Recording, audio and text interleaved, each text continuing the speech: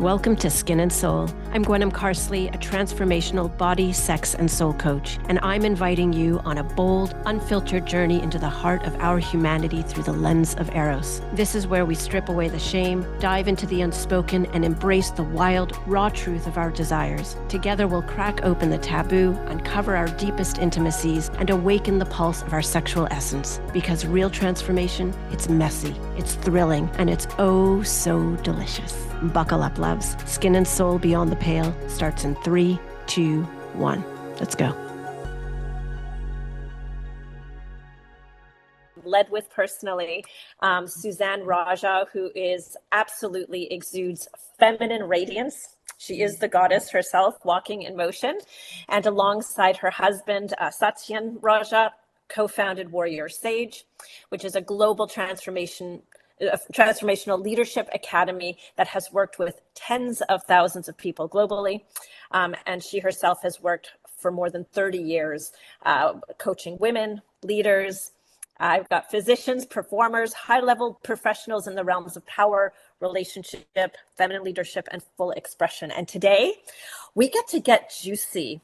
I have been so thrilled to work with her with the well-loved woman. So we already started talking about, let's get juicy in this conversation. That's right. Yay! Let's do it. Let's do it. And I want to start with, because you are a powerful woman in your own right next to a very powerful man. And I want to talk about that container of like how you are holding yourself and bringing that, and you teach women, I know, to stand in their femininity. In order to either stand by a very powerful man, call in the powerful man, and stay in this glorious radiance. Yeah, what a great lead in. Well, for me, it's been an evolution. It really has been an evolution of relating with my beloved husband. We've been in a love affair for it's almost 30 years now. Wow. And married 30 years together, 8 years, so 38 altogether. So we have seen the evolution. And let's start with what it's like to be beside a powerful man. It's a privilege. And also with that has all that goes with that. Finding myself in the midst of being with such a man that is just so full of life and full of purpose and moving forward at a very fast pace. For me, it started with, we met when we were very young and 17, so that's dating Wow. me, and that's fine. I'm almost 60. I can't wait for that. I'm excited. But we met when we were 17 years old, so we were young, so young, but we knew there was something that was in my partner that I could feel a future with. He had ambition and he had this depth that I couldn't seem to find anywhere. But we'll go back before that. For me, I've I've had a deep connection with what I call the Great One, so God. And at very young age, I said to God, I just want to be with you. God, can you just be with me all the time? And can you just let me, let me do your work? So at a very young age, I knew this. I just wanted to be guided by God. And we would have conversations very early on. And then as I got older and I started noticing boys and all of this, and I was attracted, I had different little relationships, but there was something inside of me that wanted to be with someone as deep as the relationship that I had with God. I Mm. didn't know words to put into that, but I knew that I wanted the depth of what I had with spirit. I wanted that in human form. And it's like I had this conversation and unabashedly, I would say, I don't know if that's a word, unabashedly, but Mm. un And the best. Unreservedly, I would say that when my husband came into my life, I felt this depth. I had this knowing that this person was my future. I could feel it in me.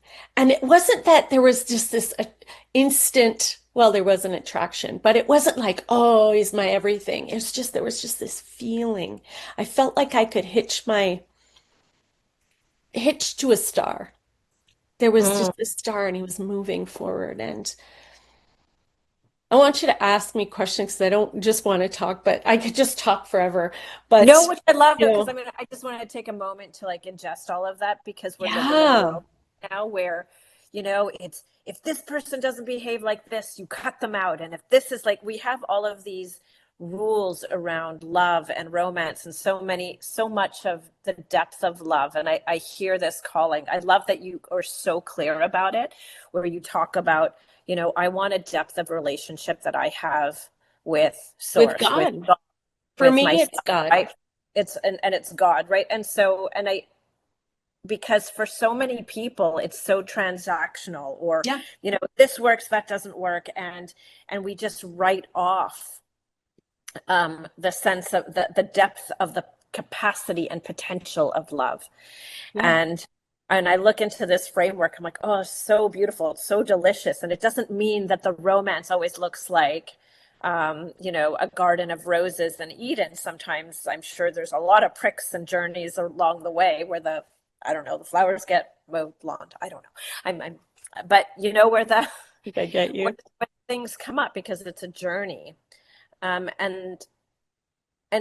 so I want to address, because you were talking about having, finding your voice. Like, how long do you think that journey was in finding your own voice alongside? Because I know Satyan, I mean, I know well enough, and that's a force, right? And I can imagine that force as an untamed force, maybe a less mature version, right? That may have been like right off to the races.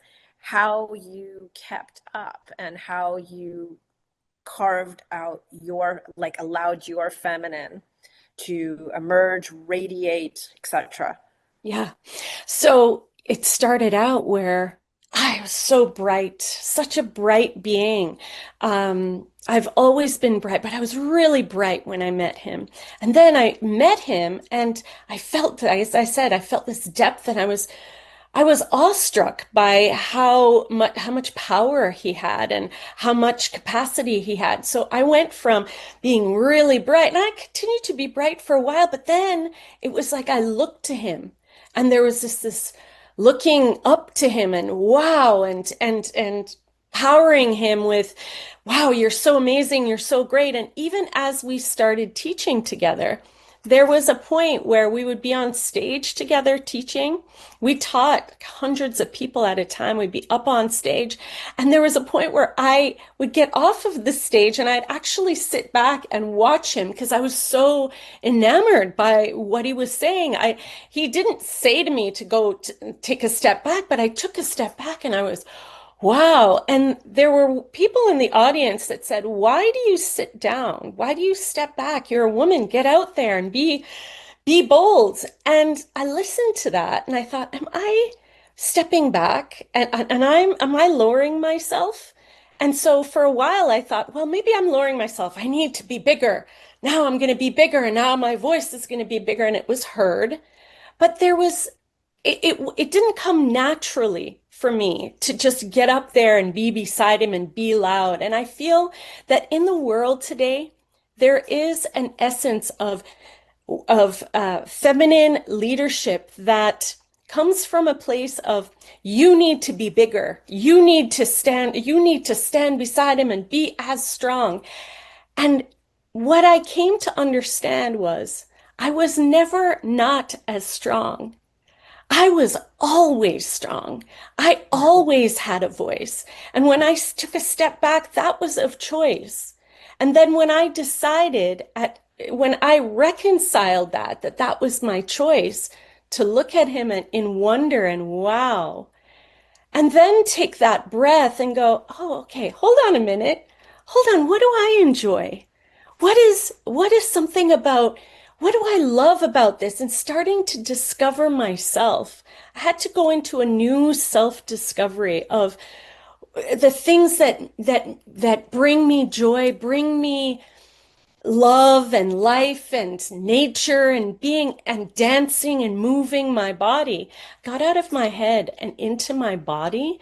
And when I did that, getting into my body, the richness and the power that I found was volcanic. And not volcanic in a destructive way, volcanic in a creation way. Because when a volcano erupts, it's strong, but it makes new land. And that's actually what happened for me. I was bigger and brighter than I ever imagined being, but it didn't come from a place of I need to be bigger. It came Mhm. from a place of dropping into my body. And then it's just this natural flow that happens between us that, as I said, was an evolution, but it comes from the practice and the desire to just get out of your head and go back into the truth of who you are as Yeah, a and it with that I mean, we talk about it a lot, in the polarity of the feminine and the masculine dance, because I think today's world we see so many power couples that end up dissolving or caving in on themselves because they're competing. And they're just yes. there's so many women that are just like and there's nothing wrong with strength. So I don't want anybody to think like but like you're talking about that inner feminine strength because I think we've equated with showing up in this patriarchal framework, the architecture, in the same way that men operate or the masculine operates, which is this is what power looks like. This is how you do it. And I don't know about you, but my whole body goes into reaction. I always say like I see certain I'm going to get myself in trouble by saying like Tony Robbins sends my body into complete like absolute shudder. I'm like, no, as for another way to tap into my power. And Mhm. what I loved about, we did the workshop over the days of the well-loved woman and what it looks like to come into your body, to lead with like allowing, like you're going to explain it better than me because I'm just going to go into the feeling of like, as you say, of taking stock of not trying to compete from that same lens. Yeah. Yeah. Yeah, when you speak of Tony Robbins, and he has done so many great things, he comes from a very masculine standpoint of get from point A to point B, and this is how you do it. Go from here to here to here. And it's masterful. It's great. And we as human beings, we have both masculine and feminine dynamics, energetics within us. And the masculine energetic is the one that is, going for something, going for freedom, like having a goal and getting to that goal and making sure that that goal is achieved. And that's great. And we as women who have both masculine and feminine, we've learned how to get to the goal and achieve that goal. But the trouble is that when we concentrate so much on our masculine and we're in that achievement goal, you can feel it in the body. The body starts to tense, as you say, and there's nothing wrong with it, but you're spending so much time that you should we as powerful leaders in the world, women, spending 10 to 20% of our time in that realm is good, and it gets us where we need to go. The rest of the time, spending that, dropping into the oasis of our feminine, which is all about relationship, relating with ourselves, relating with our body, relating with nature, dance, all the textures, all the smells, scents, sounds, all of the life itself, going into life itself and being a part of that and tasting that and dancing and moving with that. When we're not spending time there, part of us is just wilting. But when we are spending time there, when we are investing our time there, that's when we come into aliveness. And that's where I went from my head into my body and found my voice. And my power arose from there. And how do you think that affected your personal relationship in terms of your intimacy? Did you notice a difference? Absolutely, absolutely. So it's juicier, it's sexier. It's there is such a polar difference between us now where I'm not competing, as you say, competing with him. We're not both in our masculine and competing, but there is his very strong, sexy masculine force, and then my strong, sexy, powerful feminine force. So the two of us are, it's like a tango. I speak about tango a lot because I love that the art and the dance of tango, and it takes two to tango. And if one is in their masculine all the time, then it's like, oh God, it's boring. Like it's like, and if we're both in our feminine, then we're going around the room and around the room, and there's no nothing. There's nothing is And really either one happening. isn't sexy. Like I find, I mean, that's where romance and that sexual tension and aliveness and juiciness goes to die, whether two people are masculine or two people in their feminine. I mean, there's nothing more unattractive than two people going at it to compete, or that two people that can't make a decision, right? That are just kind of like, we're just everything is loosey goosey, and Yeah, that of it is that having that strong polarity is what is part of the fire without making it about drama. Because I think there's a big difference between, or I'm going to say I know there's a big difference between drama and toxicity and the wild feminine and the wild flow versus the masculine containment and the one that stands in his integrity, so that you have this incredible tango. And I have to share this because you brought up the tango, by the yeah, way. yeah. Tell me. Right, and I tried to do it with my wife, and it was so telling about our relationship. But I went back. Now I've started taking tango lessons, and Nice. it's hilarious because my teacher goes, okay, so I go into him. He goes, whoa, whoa, I love my lessons, right? He goes, whoa, whoa, whoa, whoa. He goes, no, I open up and then I invite you in. I go, what do you mean? Like I don't just come in and smack you over. And it was the same thing around like not listening. I had these moments of like, I'm not listening. I'm forcing a thing. So I was like, oh my God, this is like my whole relationship life, right? Like I'm going in, I'm trying to take lead, I'm trying to be controlling.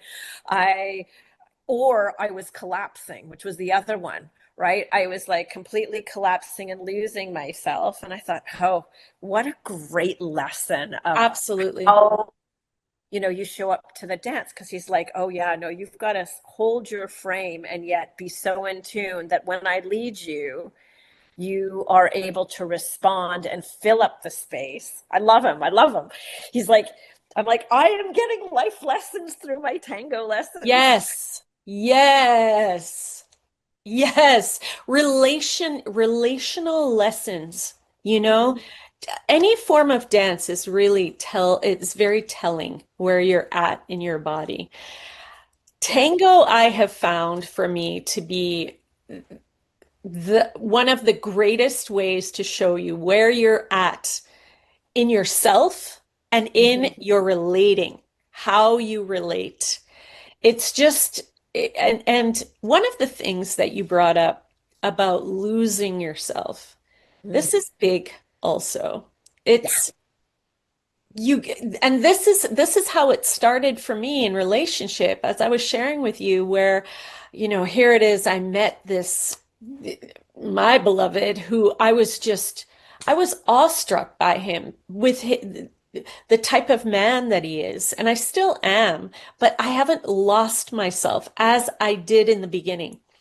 So in the beginning, it was wow, amazing. But if you imagine dancing, Yeah. there is this wonderful partner across the way and they come and they ask you to dance and you're flowered and you're dressed in a certain way and you're and then he takes your hand and you see him or her, you see this partner and you're dancing with them, and all of a sudden, instead of remembering that you've got to hold yourself, and Tango teaches this so well, hold yourself in your own axis. You are Yeah. responsible for the way you hold yourself. Instead of doing that, you're floating around the room, and it's really not serving to just be lost. It doesn't serve you and it doesn't serve your partner. But when you remember yourself and ground in yourself, and this comes from this comes from practice. This comes from the remembering. This comes from Well, it's so interesting because I've never, I danced ballet for like 20 some odd years, but yeah, I never did partner work.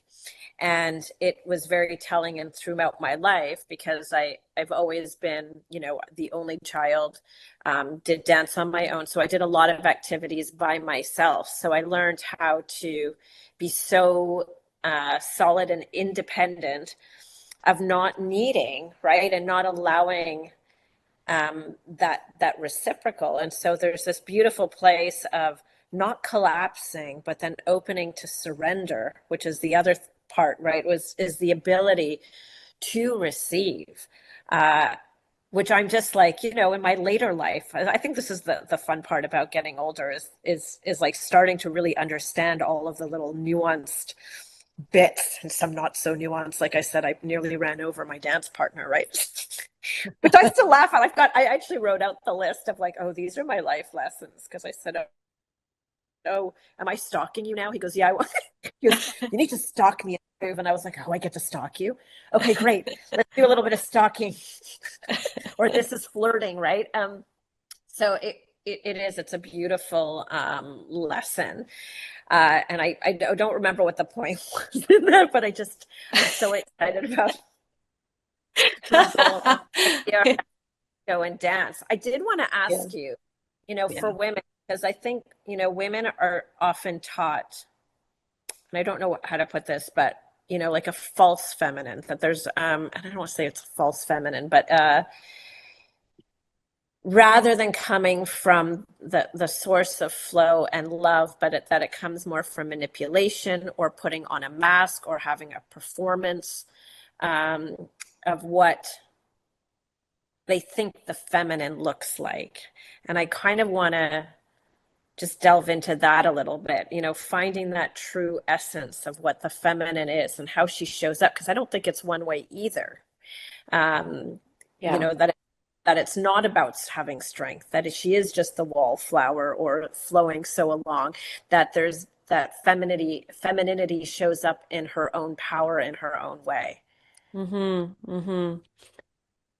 Really, what I'm about to tell you is it still is so cerebral. It is still so when I share it, you'll get it in your mind.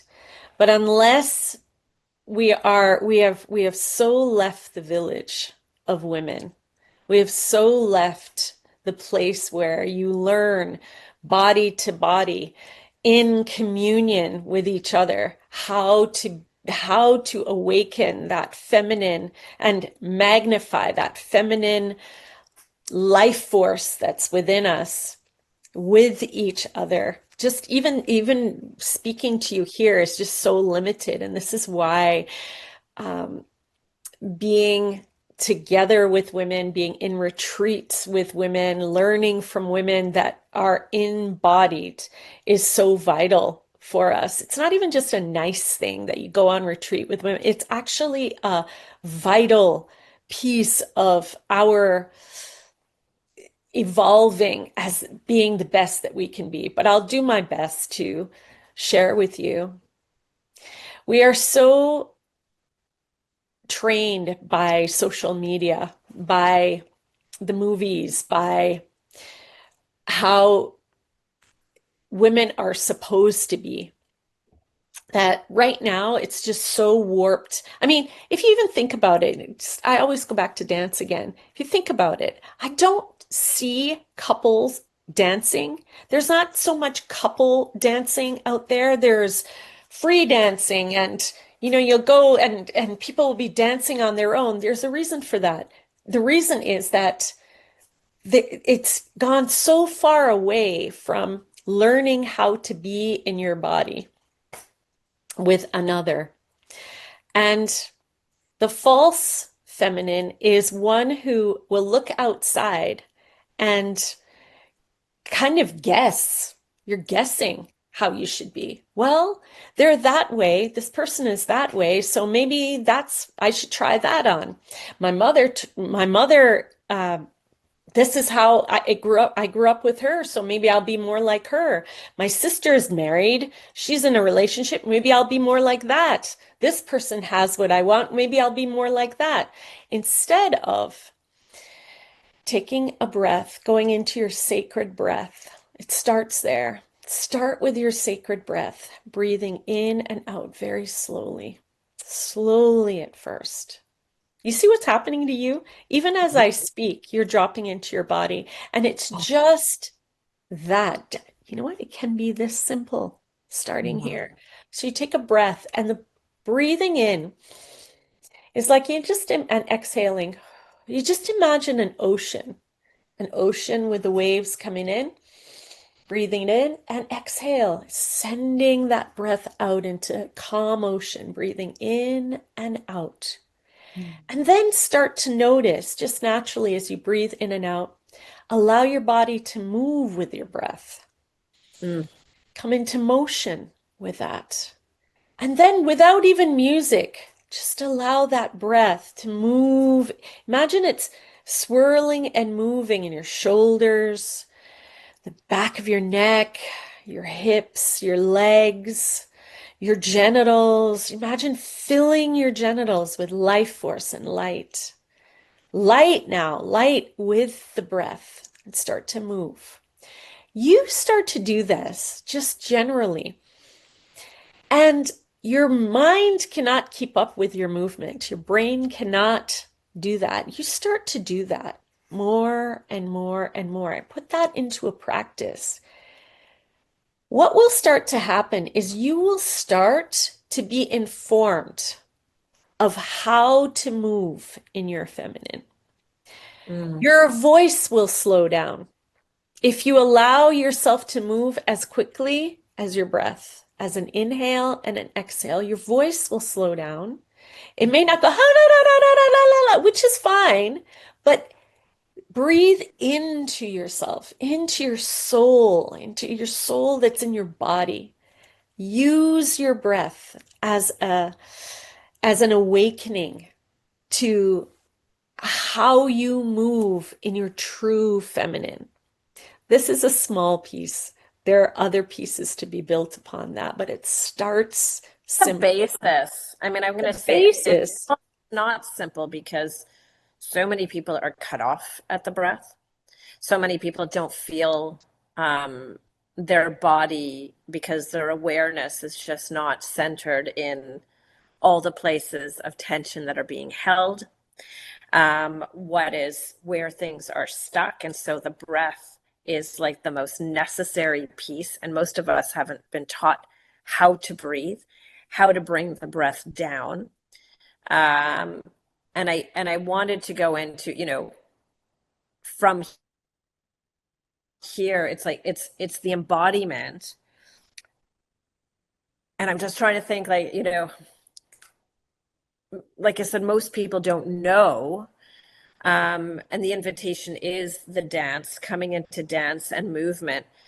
And my immediate thought, like as you were talking, was like also as a woman that is craving more of her femininity, how does how does she invite the masculine who might not quite be where she's at. There's a lot of relationships on either side, right? Where the masculine might not be fully in his masculine and the feminine isn't quite fully embodied in her feminine. But as she explores for herself, and this can happen in any direction, but how to invite the masculine to open to his power by dancing with hers. Mm-hmm, mm-hmm. Well, invitation is invitation is using your eyes. It's alluring. It's seductive. So what I was we, going to say, like, how do you invite yeah. in Satyan, right? Like, how do you invite a Well, funeral? I know the way, I know his, I have over time, I know what it takes, but it is discovering your partner. It's discovering what brings them alive, what turns them on. So for men, it's their body and touch. Touch is their love language and arousal sexually. Your sexual body is the greatest turn on for your partner. And so using, yes, I use that word using your body as a brush, as a creative expression to bring your partner into presence, to invite him into his power. His power is in his presence. And why would he show up unless there's something, a party going on? And the party is you. The party is your body. The party is your expression of delight in your own self. So if I've got an ice cream here and you've never tasted it before, well, how would I entice you to this ice cream? I've got to love the ice cream. I've got to try the ice cream. I got to taste it. I've got to smell it. I got to know how it tastes and to be able to describe and invite you to have it. And less words are the best. So, the sound of you loving your body. And what that means is loving your body first, desiring your body, touching your body, getting to know it, discover it, and then sharing that with your beloved here. Sharing the discovery, right? And I love that you said Sharing. less words because I mean, I'm a woman of way too many words, right? So there's that always that need of like, let's talk about this, let's process this. And I think there's a space where part of the battle is allowing the space of the masculine and that the feminine can use less words and be more in the being of the invitation. Yes, yes. And even as I say using less words, as I hear you, Gwen, speak, the way you speak is delicious. It's musical. I love the way you sound. So when I say less words, I mean less words about what to do, more words you can use about how you feel. I feel so delicious here. I enjoy the pleasure of my body when I'm touched like this. And I mean, that's alluring. Those words are alluring. But if I say, I really don't know what I want to do with my body, I can't really, there's a difference.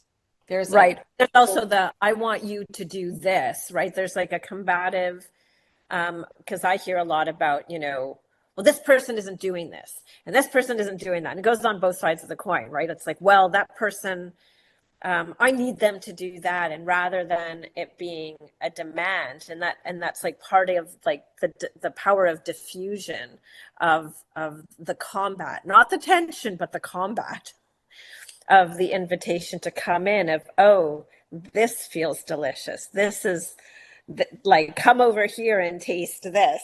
yeah, yeah, yeah. Just, holding the ice cream and being like, I gotta go. I love this ice cream. This ice cream is delicious. I I'm want willing to this ice share this. cream. if I want this ice cream all over my body. I want to put this ice cream all over your body. It's about the pleasure. It's about showing how you feel when you're experiencing this. It's an art, and It is an art. it's an So art.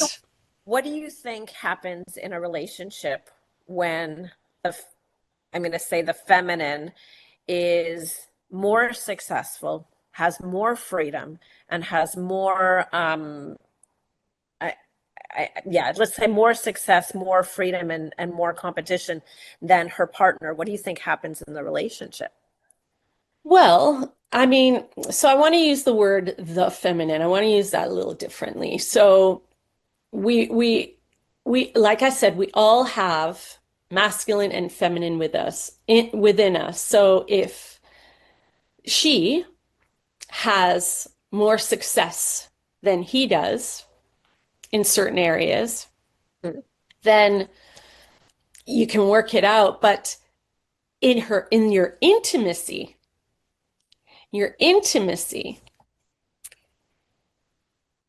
to be more versed in your feminine artistry is going to serve your intimate time relationship, your intimate relationship.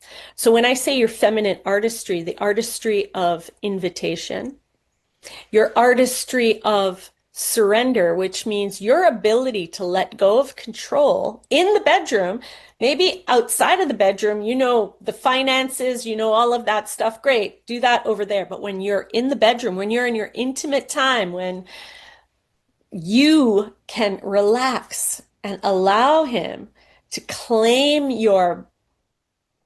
the moment, claim you and say, I want you. I want to take you straight to your highest bliss. Instead of going, whoa, whoa, whoa, instead be able to let go of the reins of control and say, okay, all right, I'd love to dance. And be able to, in the creative form, express your pleasure. Expression is the other form of the artistry of the feminine, expressing all the ways that your body is turned on, your soul is alive, and be able to do that. Then in your intimacy, it'll be extraordinary. And when you're having so much pleasure there, when you're outside of your intimacy, you'll become more aware of the dials of, okay, is it business talk right now? Is that going to bring us more connection? Or is business talk, can I shut that down for Yeah, the take out sake your of, telephone box right now. I mean, because I just want to, I want everybody to see her telephone box because we were talking about it. you mean my But phone jail? your Are you phone talking about my jail. phone jail? I I've phone called jail. it phone jail. You can get this I on love it. Amazon. I think that's amazing, and It you're going to really is that amazing. to So life. this Phone door jail. opens and Put closes. it away. Say that again. I said phone jail. Put it away. Right? Like there's time. Yeah, just I lock my phone and I put a timer on it for how long. And really, you'll start to see just how much time you waste just scrolling because, we scroll because we're lonely. We're scroll because we're feeling not satisfied, not fulfilled. And there's so many ways that we can become fulfilled without doing that and getting ourselves in our head out of our bodies and doesn't serve our relationship. So that's one of my tools. I lock it But away.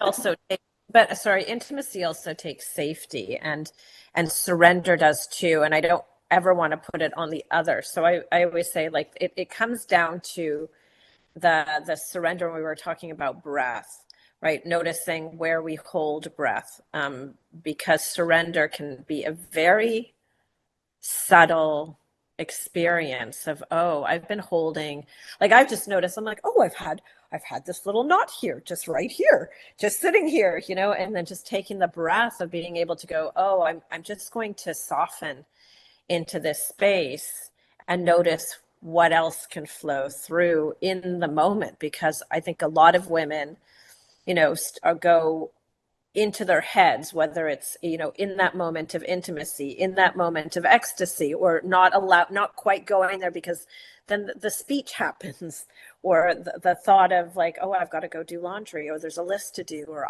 whatever happens, the trigger that happens. And being able, so just leaning into how to step into the well-loved woman. Mm-hmm, mm-hmm. Loving yourself first. So what I say is it's actually, it's the secrets. It's the secrets of the well-loved woman that I share. And what I say is that the secret of the well-loved woman is a woman who loves herself well, and then the world meets her there. And so you were speaking about surrender and how to actually let go and feel safe and Mm-hmm. just be able to let go of those reins. So, and as you said as well, the breath, we were speaking about the breath.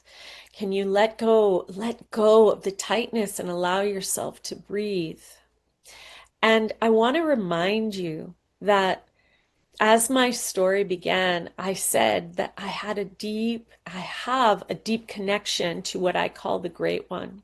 It starts there. You cannot move forward unless you have a connection to something that's greater that you can trust in. You really shouldn't step into being in relationship unless you have something that you ground yourself in first, that you can trust. Can you trust yourself? First, you must be able to trust yourself. Trust that you will put yourself in safe situations. And when you're letting go and you feel anything that's unsafe, then that too is recognizing, that's surrendering into that truth. And you go Mm-hmm. as far as you can go. But if you are in a long-term relationship, if you're in a relationship, you've got to feel safe. Otherwise, do not go further than that. But if you are in a safe relationship, to be able to let go of the day, let go of the laundry, let go of the cooking, let go of cleaning up. When your partner wants to be with you, there's nothing else that's more important than that. Let the good girl go. Let the good girl go. Yeah, the And, dishes will get done. that's Right? right. Be a They lady in the will. streets and a devil in the sheets. Let it go. And I'm going to add, because I think that the term like self-love, or, you have to love yourself, has become such a buzz term Mm, that, sometimes we're like, love yourself, stand in front of the mirror, tell the mantra. And it's really not about saying the mantra and being like, I love myself. It is the total love and acceptance when things are all so shitty and crappy, of just being with, oh, maybe I can't surrender here, or I gave too much of myself and I'm allowing myself to forgive myself. Like, that's the showing up piece that people, I think, tend to miss in loving yourself well. It means not just because I feel great today, not just because I feel like I'm in my power, but it's when I don't feel like I'm in my power, I feel less than. Um, I am carrying fear and shame and all of that, and yet I'm showing up for myself and in my integrity, or like my being there for myself. And I love that you bring in source or God, right? Whatever resonates for people, and for me as well, it's God. It's I've held God very, very deeply within myself, and I come back to, because there's nobody else that's going to love you unconditionally like God, and you coming back into here. yeah, I truly believe that. And and loving yourself fully and accepting yourself and giving yourself all the things that you've ever wanted. Why wait? Why wait? I tell you something, Valentine's Day, I get the most extraordinary flowers. Do you know why? I buy them. I Mm. buy the things that I love. My husband says, go get it, but I I go, when I'm buying these beautiful flowers, I remember the last Valentine's Day, um, I was checking out with all of these flowers, and the lady said, "These are gorgeous. These are beautiful. Who are you buying them for?" I said, "Me, for Mhm. me." Because I love that. That's it. Don't wait for someone to give these to you. Don't wait to take yourself out to dinner. Don't wait for the gift to come your way. Go out and get it. Get it Mm. and give yourself those things. Be already happy. Love yourself fully and show up to your relationship already so loved that all there is left is there's just this overflow. You're in your power, you're in your strength, and then you could just enjoy when you're in relationship and appreciate the difference between you. Don't expect him to read your mind. You have no mind. You have a body. You're brilliant, don't get me wrong. But get out of your mind. Drop into your body. And if you're Mhm. really in if it's working, he won't be able to read your mind because there should be no mind there. Yeah. Yeah, I was going to say, so what do you think that women would love men to know in terms of something that they don't get to express very often? What do you think is valuable for men to hear here? Mm. I think it's valuable for men to hear that their woman is the source of absolute pleasure and ecstasy of their life, and that they approach them with that reverence, Mm. and that they slow down to recognize that they are an absolute divine morsel of the Great One. So, the greatest gift that could ever be is what is before them. There can never be anything more magnificent than their partner. And to bow down and step down, actually, and see her as an absolute queen and goddess, I would say, and keep that in the forefront in the way that you speak to her, in the way that you touch her, in the way that you approach her. Approach her with reverence, and you will have everything. Yeah. Thank you. Thank you for that. Thank you. Okay, I just want to take a moment. I just actually, everybody can take a breath in that. I'm like, oh, yeah. Yeah. Watch some of that. Um, I just want to take a moment to transition. I'm going to ask you my 10 questions that are Oh, based on James Lipton's The Actor Studio questions and Bernard oh, Pivot's 10 questions. They're my version. They're okay. all around juiciness of sex, eros, etc.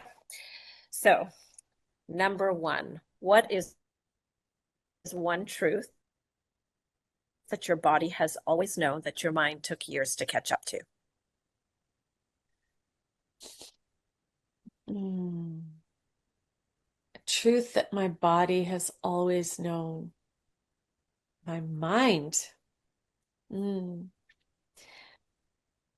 That that I enjoy pleasure without limits. There are no limits to my pleasure. Mm, that's yummy. That's juicy. What is the most intimate moment you've ever had that had nothing to do with sex? With my partner? With anything? Well, I don't know. Okay. Most intimate. Hmm.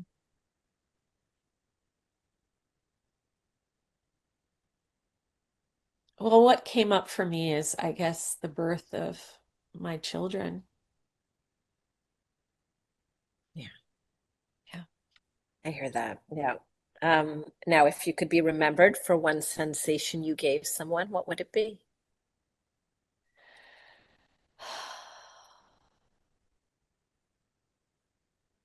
The feeling of being held, embraced. Thank you. If pleasure were a language, what would your first word be? Erotic. Mm. And if your life had an erotic title, like a novel or a film, what would it be called? My life had an erotic title, it would be The Great Remembering. Mm. What's one thing that you've never said out loud, but you wish someone would ask you about?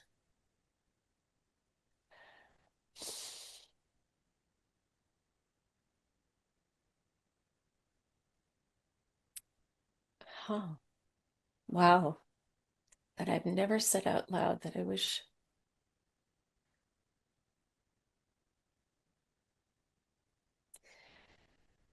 Um,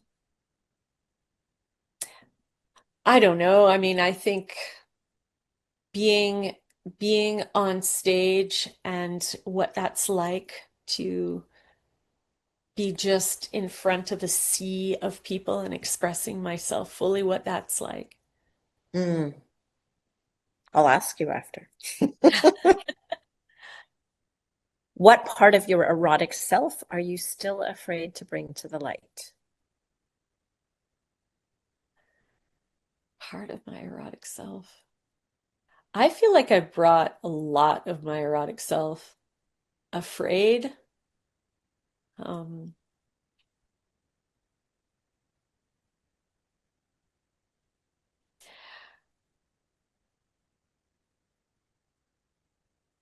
no, I don't. I Like, don't oh, have doesn't any exist. fear. No. It's Great. What dies in you when you pretend, and what comes alive in you when you don't? what dies in me when I pretend is my my soul's truth. And what was the other part? And what comes alive when you don't? What comes alive?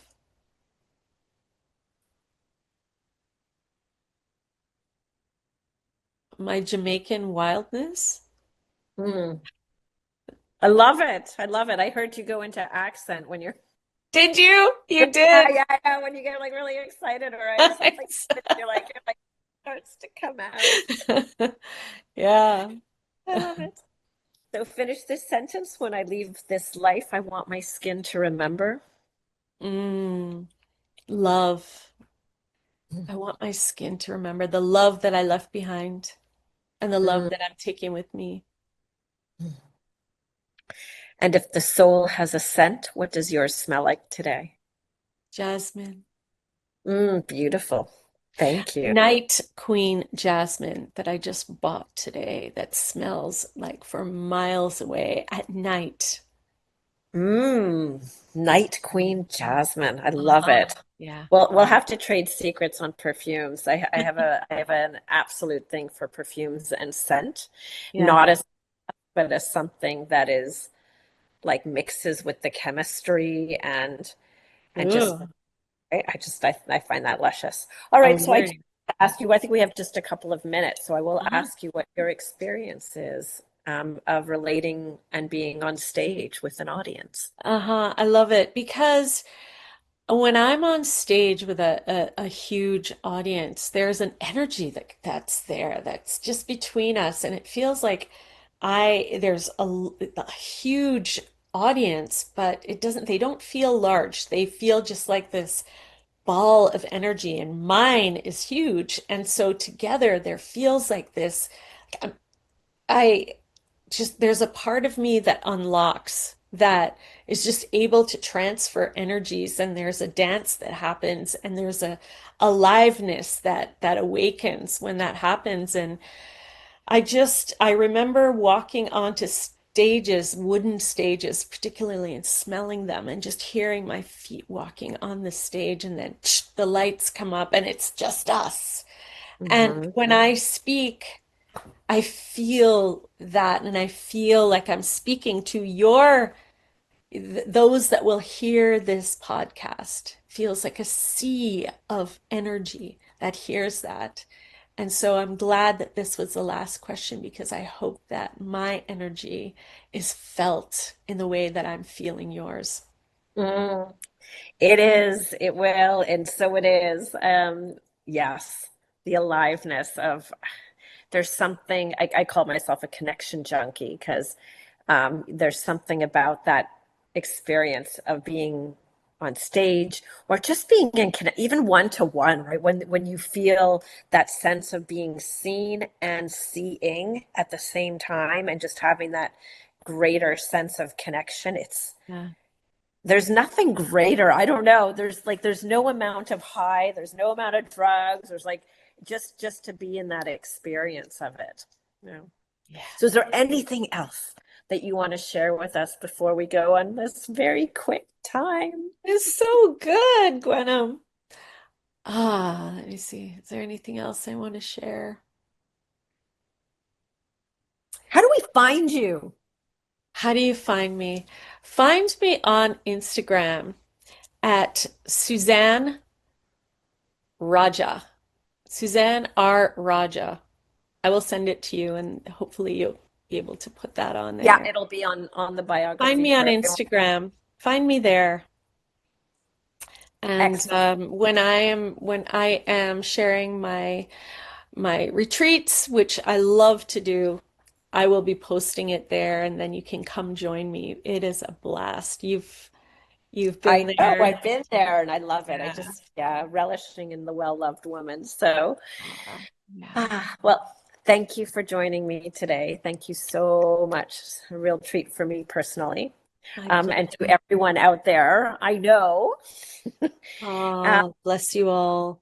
May you continue to listen to Gwenam. She's just such a deep soul and beautiful light. And I hope you've received some goodness today.